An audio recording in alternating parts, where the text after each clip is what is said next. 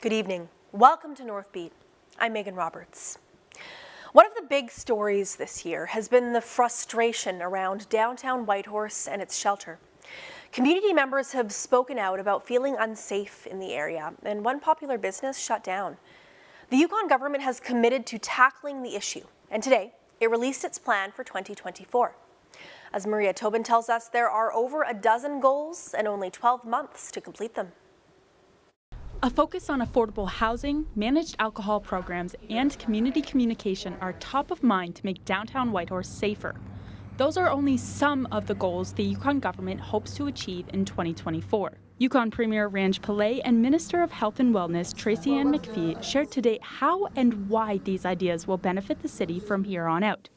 They say the plan stems from many discussions, but they highlighted November's downtown community meeting, which opened the floor to nearby businesses, residents, and those attending the shelter. Alexander Street and throughout downtown is paramount. We've heard too many stories of people experiencing break-ins and other crime, but we should be careful about assuming that those crimes are somehow related to the people that access services at 405 Alexander. Over the next 12 months, the Yukon government and First Nations partners are optimistic that their roadmap will pave the way to meet the needs of everyone in the territory's capital. An expansion of food services, rent subsidy for people fleeing gender-based violence, and additional emergency housing options also made the list. And ensuring those in transitional stages of their lives have a stable place to call home. A coordinated effort to define access to emergency housing is underway, and we will standardize the process and make it smooth as possible. Pillay and McPhee made sure to take the time to acknowledge the successes of 405 Alexander, stating there have been many who have taken advantage of the services and moved forward with building a better life, a reason why they say Whitehorse needs a shelter. We know those are, in many cases, successful. We know that individuals have gone through those programming there or the services there and then moved on to independent living and to changing their lifestyles in a positive way. We know that one of the biggest challenges there is making sure that there are steps available to each of them. Premier Ranj Pillay says discussions surrounding emergency and affordable housing have taken place with private sectors. Over the next year, the Yukon government plans to keep an open ear to what the downtown area is saying, along with those using the shelter. The next community meeting and update on action will take place in the spring. Maria Tobin, CBC News, Whitehorse. The Northwest Territories' new premier had his first meeting with Prime Minister Justin Trudeau this week. R.J. Simpson talked to Trudeau about his vision for the territory and his desire to work closely with Indigenous governments. He also asked for help. Simpson told Trudeau the NWT needs infrastructure that can protect communities. He says the Prime Minister was well versed on issues facing the North. I didn't really have to tell him much. He mentioned that, the NWT, or the North, I guess, north of 60, is different than the rest of Canada. He recognizes that, and we need to be looked at differently. And so I did speak about the need for support for infrastructure, specifically in terms of the emergency management. But he's very seasoned at what he does, and I think that he's heard, or at least been briefed on, a lot of the comments that I've made about how we need to work with the federal government, how we need their support for infrastructure, given the situation that we're in here in the territory. So he actually raised a lot of those issues before I had even had a chance to. We didn't get into the specifics about a road here or a bridge there, but we did talk about the aging infrastructure, the need to provide the financial support to get things done in the North, because it's not the same as in the South. We don't have the large tax base or large population or to raise taxes and things like that. So he made very clear that he sees the North as unique and needs to be looked at in a different way and supported differently. And so now the devil's in the details, and so we really have to elaborate on that and work with the feds to ensure that that's what actually happens. Nunavut's MP is adding her voice to the growing calls for the federal government to do something about Iqaluit's new post office. Lori Idlaut says her constituents are frustrated with the new system. It's a big list of complaints: long lineups, slow service, delivery delays, difficulties getting a post office box. Idlout says she's heard them all, and she called the rollout of Iqaluit's new address system a disaster. I had received some complaints from my constituents. I had also been made aware a lot of other, even when people didn't contact me directly, I was being made aware of all the issues that were going on. My staff included, when the time that the Canada Post opened was also the same time that my office was switching offices, so it was quite challenging to get a new box for my office. On Friday, she wrote to Jean-Yves Duclos, the minister responsible for Canada Post. Idlout said Canada Post should hire more staff to help with long lines. In a statement to CBC, Canada Post says it has already done just that. The mayor of Toita is not going to court. Douglas Yali had been facing a number of charges, including for sexual assault. As Luke Carroll reports, those charges have been stayed. Yali was set to face a trial in NWT Supreme Court, but the Crown attorney stayed the charge of assault and sexual assault last month. They date back to 2019 and 2022. Yali was also charged with violating a protection order. That charge was also stayed. Yali was elected mayor of Toledo in 2020.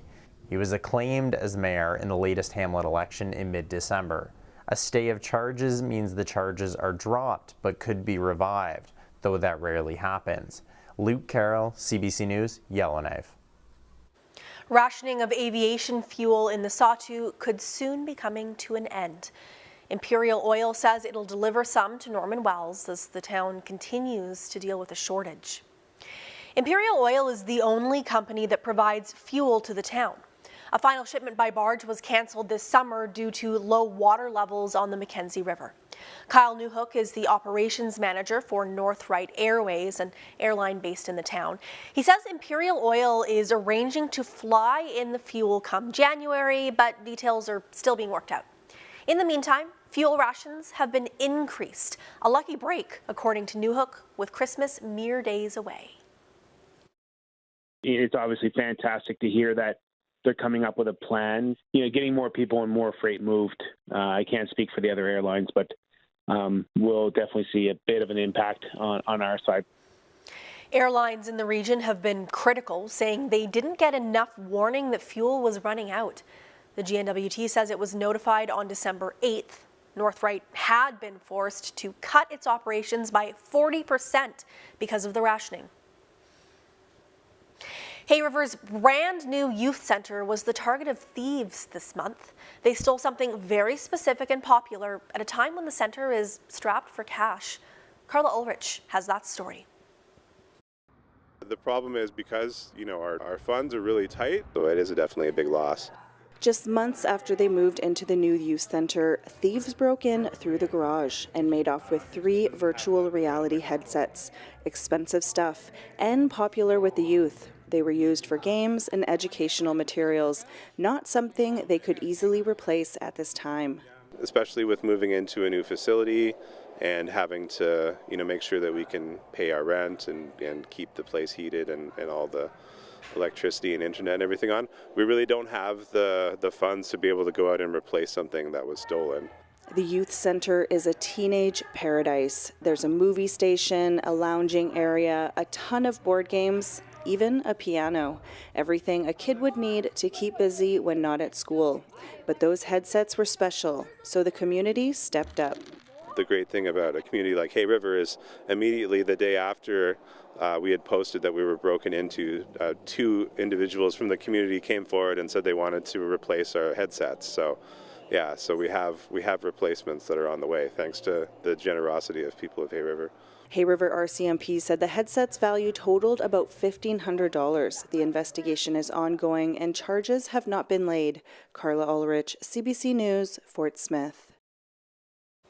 College students in Rankin Inlet are helping boost Nunavut's housing stock. Students at Sanatuliksarvik Nunavut Trades Training Center in Rankin Inlet handed over a housing project they've been working on. It took 2 years to build, and it'll be used as a public housing unit. Around 40 students were involved in the project from start to finish. The biggest reasons for the project was to make sure that our students had real-life work experience, building a house, learning the basic construction standards and learning how to read blueprints, learning to work as a team. The students are part of a new trades apprenticeship program at the college. A ceremony was held Tuesday to hand over the finished building to the Nunavut Housing Corporation.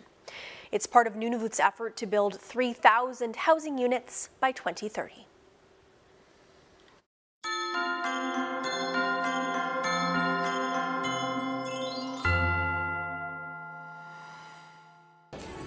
I would like to say Merry Christmas to all my family, all the people that I know, my kids, Corey, Loretta, Olivia, and Aaron, and their kids, and to my sisters, Rita, Corinne, Eva, Alice, my brother, Bobby, and Frankie, and Cecilia, all of your family. I would like to say Merry Christmas, and to all my friends, Saliba and his family, and Mary Louise and her family, Bertha and her family, every one of you guys. I can't mention it all, but I just wanted to say Merry Christmas to you guys. I hope you guys have a good Christmas and safe Christmas. Mashicho.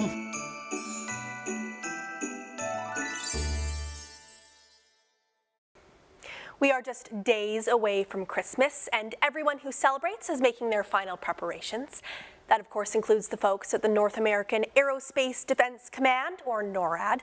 Every year, they track Santa on Christmas Eve as he treks around the world delivering presents and holiday cheer.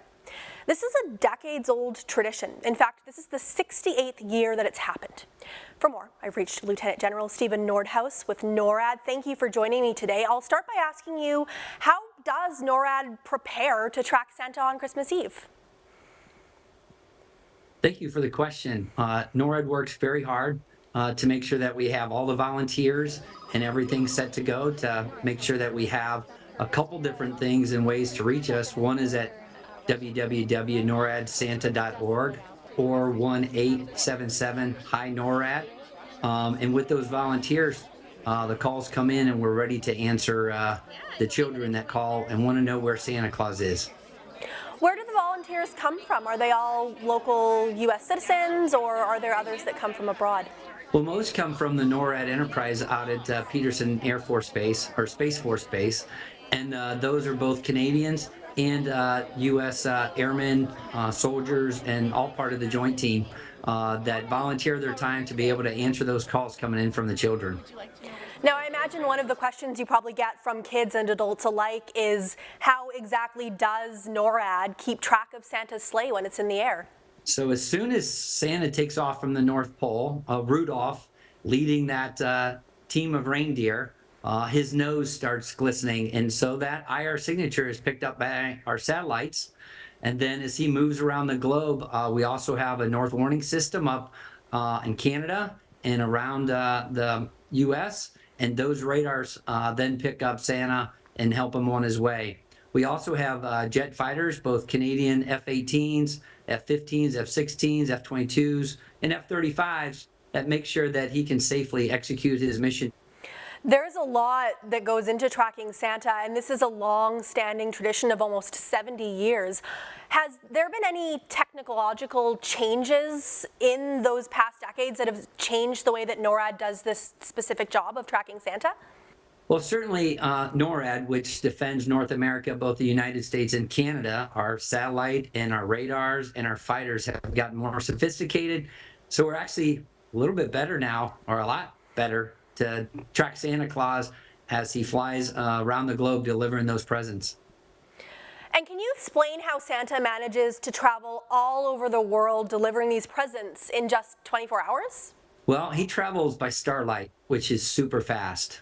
And so even when we're following him along, he'll see us and he'll have to slow down to wave to us, and he'll smile, and we dip our wings. But then he zooms back to starlight speed. He starts at the international date line and generally works north and south to deliver those presents. And they come after dark, so children should really be asleep by about 9 o'clock at night so that he can come to the house of those believers. Can you tell us how fast starlight is? How fast Santa can go? Well, I don't know the exact speed, but it's so fast, it's faster than starlight.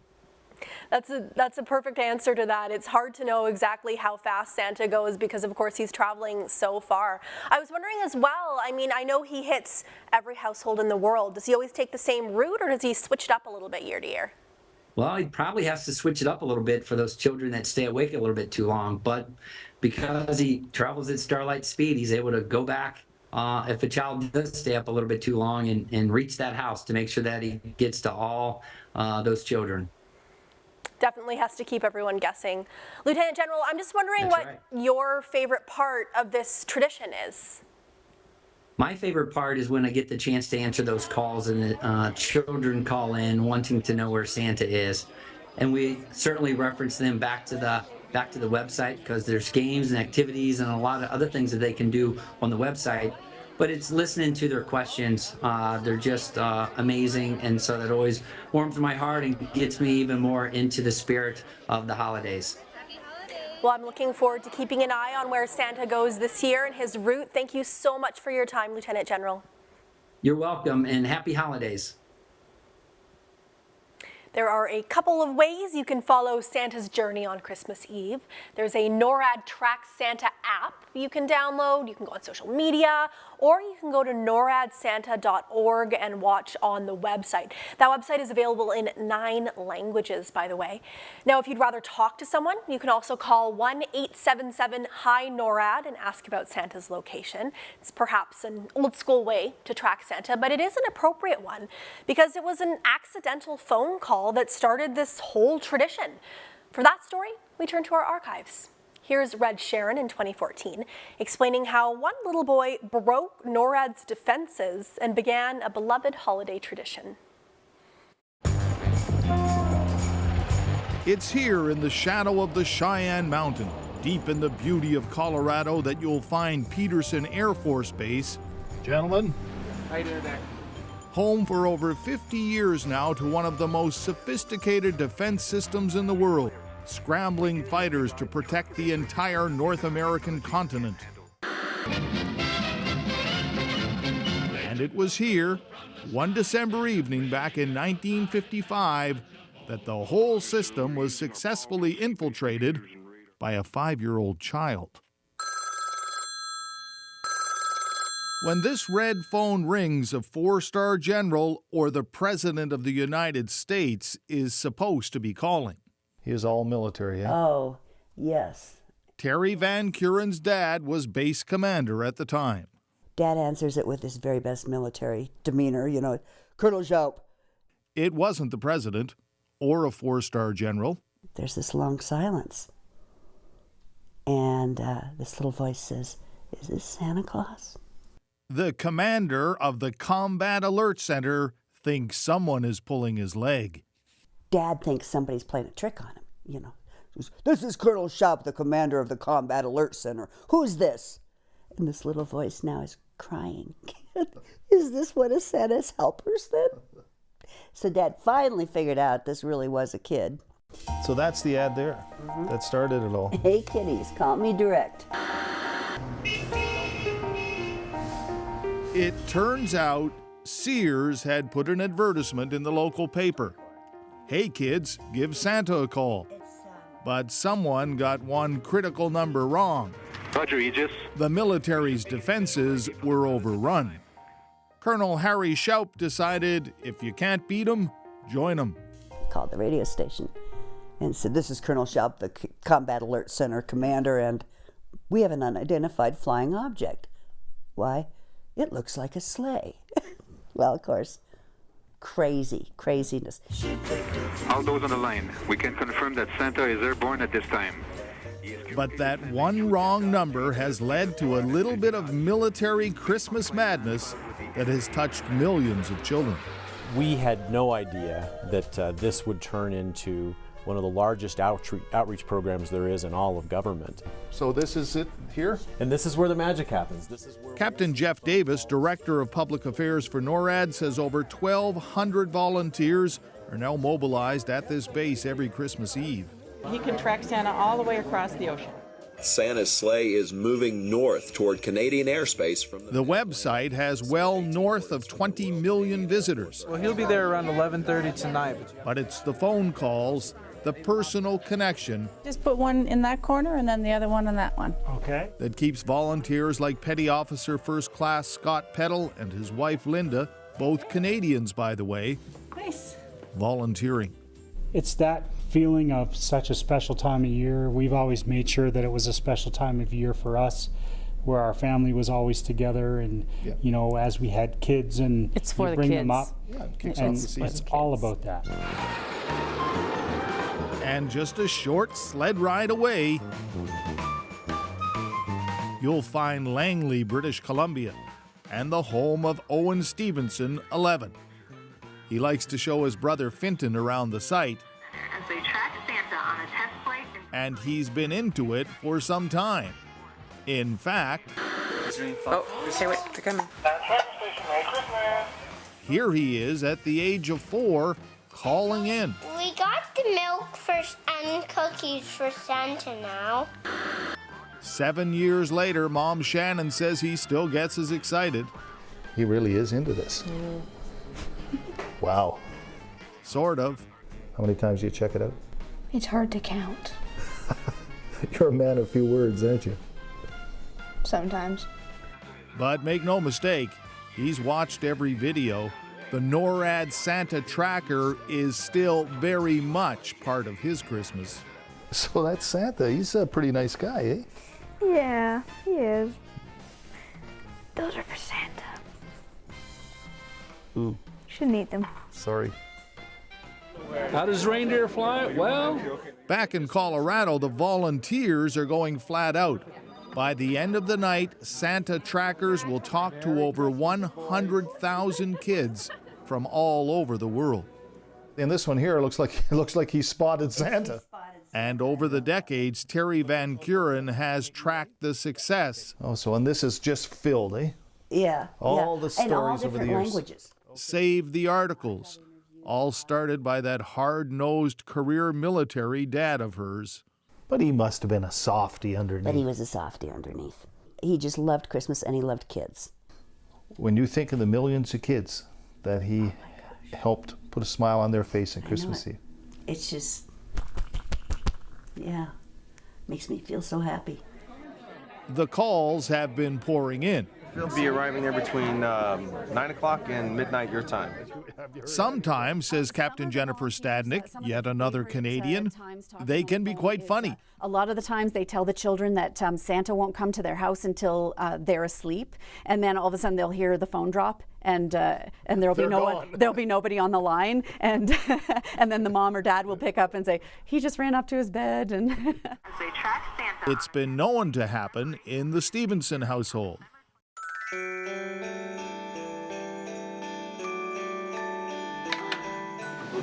Sooner to bed, sooner it's Christmas. Good night, Owen. Good night. Oh, Mom. Yeah? Don't let Mr. Sheridan eat those cookies. Okay. I didn't. Red Sharon, CBC News, in Langley, British Columbia. I think Reg probably sneaked a cookie or two. That story from our archives. Now, December is also a busy time for craft sales as people snap up locally made items for presents. But Sunny Ryak Nunavut had never held a craft sale before until this week. It happened yesterday. Local sewers and artists loaded tables at the community hall with their handmade creations. Organizers say it went really well and they hope to do it again. Inuit made outerwear are way better than store-bought in the north. Store-bought clothing look warm, but when people are out on the land, they get cold. Because of that, Inuit know more what is good. I was encouraging people to sell their crafts. The fair proved very popular. Kanatsiak says most of the items were snapped up. And that is Northbeat for tonight. For news anytime, go to cbc.ca/north. We leave you with a look at the weather. Thank you for watching. I'm Megan Roberts. Have a good night.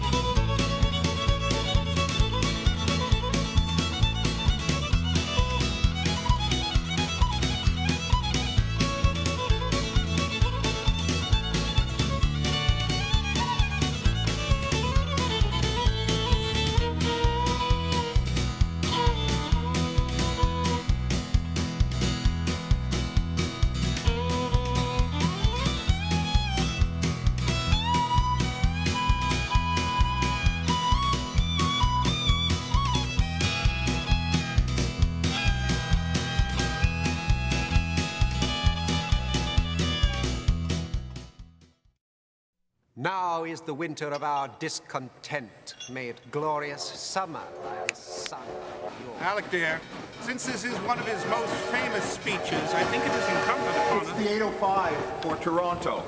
Chamber of Commerce guy said to me, Patterson, Stratford has always been a railroad town. And I said, yeah, but I'm planning to change that. Well, we'll have to hold the curtain until 8:10. Conscience hath 1,000 several tongues, and every tongue brings in a several tale, and every tale condemns me for a villain. Perjury in the highest degree, foul murder in the direst degree. When Tom Patterson brought Richard III to a leaky tent at Stratford, Ontario, they started a love affair with festivals that still goes on. The Montreal Jazz, the Toronto International Film Festival, the Yorkton, the Shaw, the innumerable faces of Festival Canada. Her particular skill set can be helpful to us. She's a con artist. Instead of using your talents for crime, you'll be playing on our team. I'm a cop. You're not a cop. You have a badge? Not yet. A gun? Soon. Not ever. I need to get off that boat and back to being a full-time detective, and you need to stay out of prison. The best way we do that is to keep our heads down and do as we're told. 90,000. 90,000. The department will cover it, right? No, they won't.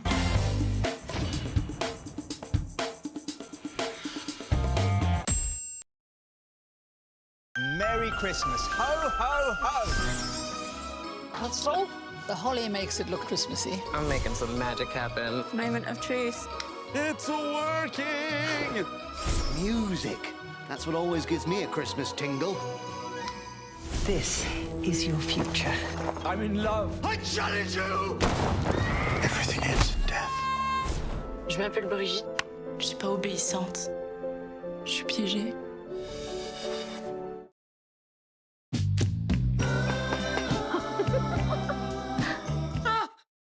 I was a grade 9. Mr. Critch, you need glasses. Glasses? No. I just think the chalk is just a little soft. One of these days we're gonna have to grow up. But today is not that day. I don't want us to get older either. Son of a Critch. Watch free on CBC Gem. The Great Canadian Baking Show is back. It's time to get whisked away into a magical tent. Whisked away. I see what you did there. It has begun. Alan, please don't start with a Donut. pun competition. I got my eyes on the pies. We got a snake on the plane. What? Prepare for emergency landing. Hang on, guys. Alex likes things safe. Maybe you just haven't been taking the right risks. You might find you like dancing with danger.